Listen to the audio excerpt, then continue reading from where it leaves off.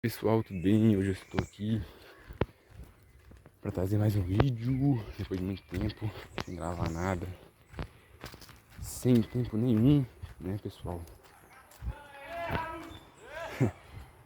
Pessoal gritando ali, mas assim, pessoal, eu estava muito ocupado esses dias, muita coisa para fazer, muitas tarefas pessoais, e também eu estou com uma vida social mais ativa agora, não é?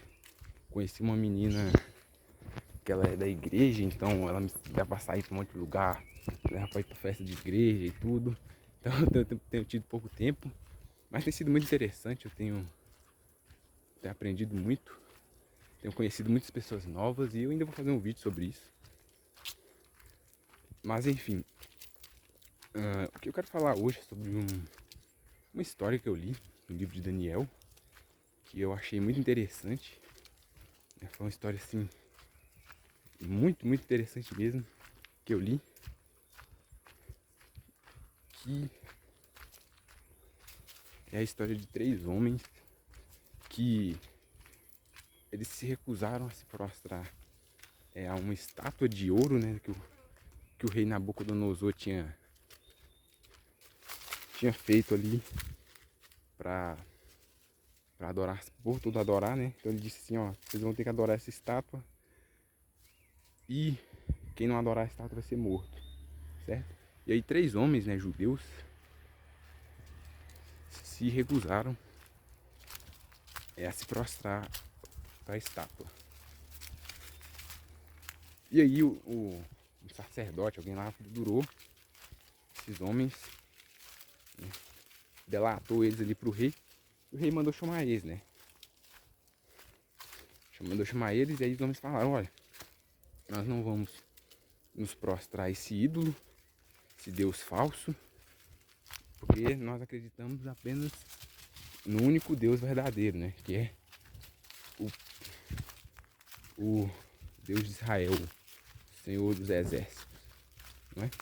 E aí o rei ficou muito bravo com isso, né? Os homens ali estavam com extrema confiança, não é? E aí mandou jogar eles na fogueira, né? Mandou esquentar 7 vezes mais a fornalha, quer dizer, a fogueira não, a fornalha. Mandou esquentar a fornalha ali para jogar os homens dentro, não é? E aí, não é? Esses homens, né, eles foram jogados dentro da fornalha, amarrados, né, atados. Foram jogados dentro da fornalha e a fornalha estava tão quente que as pessoas que estavam levando eles, né, para dentro da fornalha, simplesmente derreteram, né? Chegando bem perto da fornalha, derreteram. E os 3 homens, não é? Eles ficaram simplesmente intactos dentro da fornalha, não é? E é descrito, né, que o rei, olhando de longe ali, ele viu ainda um 4º homem dentro da fornalha, que foi descrito ali como um filho de um deus, né? Então, deu pra mim que era um anjo, né? Provavelmente era um anjo que estava ali protegendo aqueles 3 homens, né, do calor, né? Do calor extremo. Então, aqueles homens ficaram dentro da fornalha e não se queimaram nada. Cabelo, pele, nada. Eles não tiveram nenhum dano sequer, não é? Então eles foram ali tirados, saíram da fornalha, né? E o rei ficou espantado, né? Ele ficou atônito depois de ver aquela cena ali que é simplesmente absurda, né? Absurdo. Como é que a pessoa entra numa fornalha de, de muitos mil graus, né? Milhões de graus ali e não se queima nem um pouco, não tem nenhum dano, não é? E aí ele entendeu ali que aquele Deus é poderoso, não é? E aí ele falou assim, e aí ele instaurou ali um decreto dizendo, olha, quem blasfemar contra esse Deus aqui vai ser morto, porque esse Deus aqui tem poder. Esse Deus aqui é poderoso, né? Então assim, o que a gente pode aprender com essa história, né? É uma história muito profunda, não é? Porque a gente pode entender o seguinte, pessoal. A questão da fé, não é? O que é ter fé em Deus, né? As pessoas elas confundem muito essa questão. E eu vou bater de novo nessa tecla, porque é muito confundido, é um erro, né? Muito comum. questão da fé, pessoal. O que é ter fé em Deus, pessoal? Ter fé é simplesmente fazer o que esses homens fizeram, né? Que é simplesmente confiar em Deus, pessoal. Confiar em Deus e seguir os seus estatutos, seguir os seus mandamentos, seguir as suas exortações, né, pessoal? É simplesmente temer a Deus, né? O temor de Deus é o princípio de tudo, né? O amor a Deus também, né? Ou seja, os homens, né, eles simplesmente ali, não é, se recusaram a pecar, não é, a idolatrar um falso Deus ali, né? Que é ali o terceiro mandamento, né? Se eu não me engano, traz outros deuses além de mim. Então, os homens simplesmente se recusaram, né, a se prostrar e preferiram a morte, né? Preferiram olhar a morte, morrer queimado, né? Numa fornalha, imagina, né? Morrer queimado numa fornalha, seus ossos, sua pele toda derretendo ali. Eles preferiram morrer a pecar. Isso é ter fé, né, pessoal? Isso é ter fé. Isso é amar a Deus, né? Amar a Deus é o quê? É sacrificar, é servir, não é? É se entregar a esse propósito, a essa missão, não é? Se entregar de corpo e alma ao Criador, não é? Foi isso que esses homens fizeram, não é? Eles confiaram, assim, eles tiveram uma confiança absurda, uma confiança, assim, transcendental, não é? No Criador. Eles preferiram ali a morte a se desviar de Deus, não é? Então, isso é que é fé, não é, pessoal? Uma fé desse tamanho, né? Quem de nós, hoje em dia, não é? Tem a capacidade de ter uma fé tão grande, uma fé tão absurda, né? Com a fé desses homens, não é? Que simplesmente ali com toda a confiança, né? Enfrentaram ali, desafiaram o rei, né? Nabucodonosor, o rei mais poderoso que tinha da época, né? Simplesmente enfrentaram ali. Que resignação, não é, pessoal? Que coragem, não é? Que ousadia. Não é? A gente olha assim umas histórias, a gente fica até inspirado, não é? Quando a gente olha umas histórias assim, não é? De homens tão fortes, de homens tão corajosos, não é? Por isso que na Bíblia, né, pessoal, uma das frases que mais se repete, se você for olhar, é a frase não temas, né? Não temas. A gente não pode ter medo, a gente tem que ter coragem, não é? A gente tem que ter ousadia, né? O cristianismo, né, ela é uma filosofia dos fortes, né? Não é uma filosofia dos fracos, como diz Nietzsche, né? É uma filosofia dos fortes, é uma filosofia das pessoas ousadas, das pessoas que vivem por um ideal, vivem por um propósito, não tem medo de morrer por esse propósito, entendeu? Então você tem que entender isso, né? Viver é Cristo, morrer é lucro, não é? E você tem que ter confiança em Deus, você tem que confiar em Deus, não é? Confiar em Deus é fazer o que esses homens fizeram, eles se resignaram ao destino deles, não é? O que eles vão fazer, não é? Era para as coisas serem assim, então vão ser assim, não é? É confiar em Deus, né? Tudo que acontece, né? Tinha que acontecer, né? Porque é o propósito de Deus, não é, pessoal? Todos os cabelos da nossa cabeça são contados, né, pessoal? Então Deus, né? Ele provê tudo, Deus é que controla tudo, não é? Ele é que destina tudo, que faz tudo da maneira perfeita, não é? Da maneira que tinha que ser. Então a gente tem que confiar, a gente tem que aceitar, a gente tem que se entregar ao nosso destino, não é? Com confiança, com coragem, não é? A gente tem que ter confiança, a gente tem que suportar ali o que quer que venha até nós, a gente tem que suportar, não é?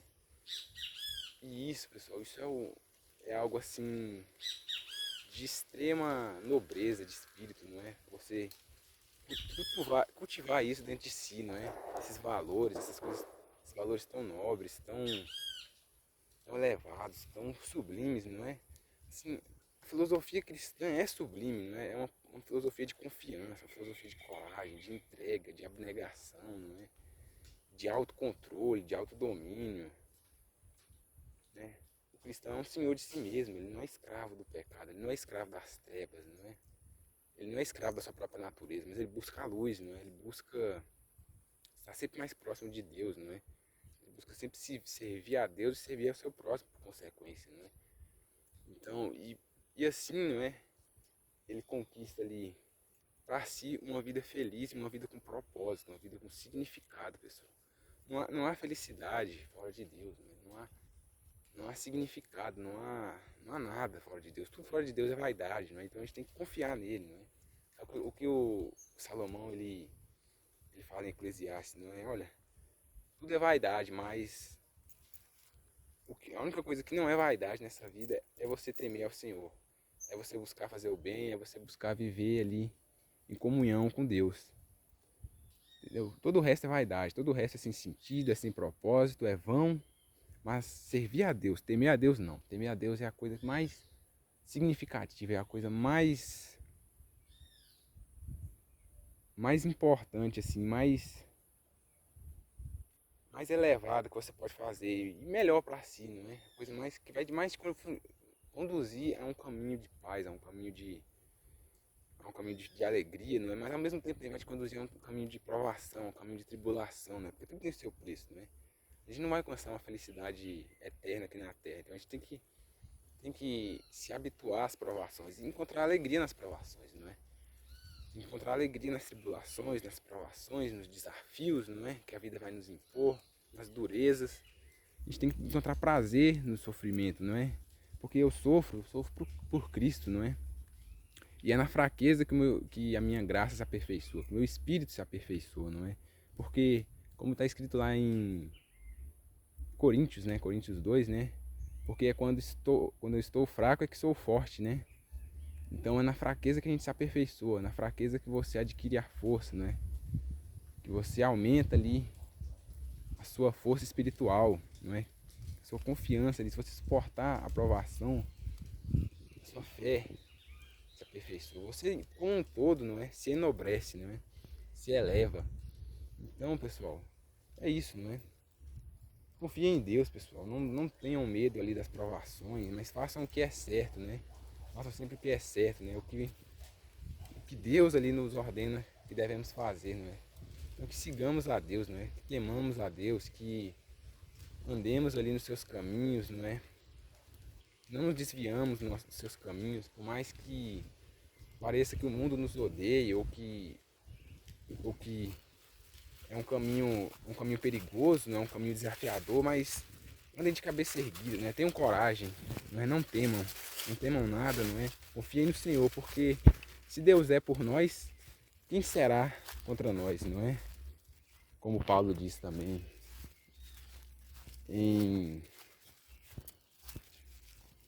isso eu não lembro agora, mas acho que é Coríntios, né? Então, pessoal, essa é a mensagem que eu queria passar para vocês. E muito obrigado se você assistiu até aqui. Que Deus lhe abençoe fortemente. Forte abraço. Adeus.